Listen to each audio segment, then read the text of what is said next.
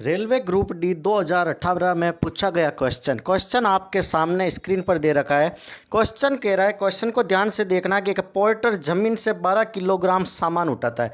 ये जमीन पर आपको क्वेश्चन में नजर आ रहा है। पोर्टर मतलब हिंदी में इसको बोल सकते हैं दैट इज कुल्ली। कह रहा है ये पोर्टर है, ये कुल्ली है। अब ये कुल्ली क्या कर रहा है कि 12 केजी का एक वेट है, एक बक्सा है, इसको जमीन से उठाता है। उससे अपने जमीन से उठाकर अपने सर पर रख लेता है। ये सेकंड डायग्राम में देखो, यहाँ पर इस वजन को उठाकर ये अपने सिर पर रख लेता है। इस डायग्राम में नजर आ रहा है, क्लियर है। और कितनी ऊंचाई पर उठाता है, यहाँ से जमीन पर ये बॉक्स पड़ा था, यहाँ से उठाकर 1 पॉइंट कितने मीटर, 1.5 मीटर की डिस्टेंस पर रखता है। 1.5 मीटर यहाँ पर रख रहा है। ये आपको डिस्टेंस नजर आ गई, ठीक है। तो सामान पर उसके द्वारा किए गए कार्य की गणना करो। मतलब इसको उठाया तो कितना कार्य किया, हमें वर्क डन कैलकुलेट करना है।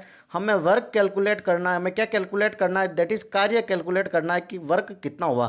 तो आपको अभी तक तो पता है वर्क क्या होता है, फोर्स इनटू डिस्प्लेसमेंट होता है, या फिर इसको हिंदी में बोलते हैं बल इनटू दूरी बोल सकते हैं, ठीक है, कितनी दूरी तक हुआ।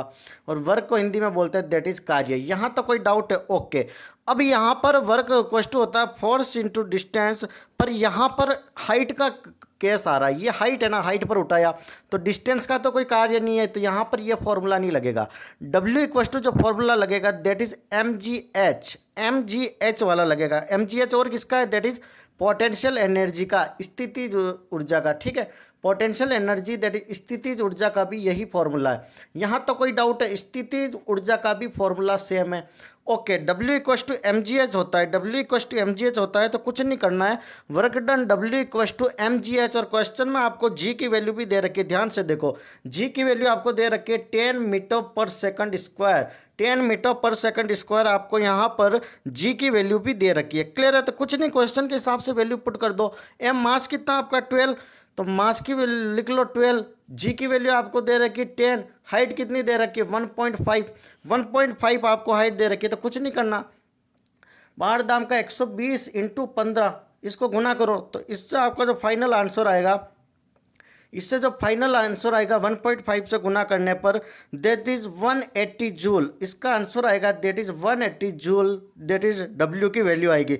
सो option C is right answer. C में दे रखा ना, ऑप्शन ए में दे रखा 140 जूल, बी में कह रहा है 150 जूल, सी में कह रहा है 180 जूल, डी कह रहा है 155 जूल। तो इसका जो राइट आंसर होगा that is option C. Thank you so much. Channel पर नए हो तो लाइक से सब्सक्राइब जरूर करें। और ये ग्रुप डी 2018 में शिफ्ट 1 में पूछा गया है। Thank you so much. Channel पर नए हो तो लाइक से सब्सक्राइब जरूर करें।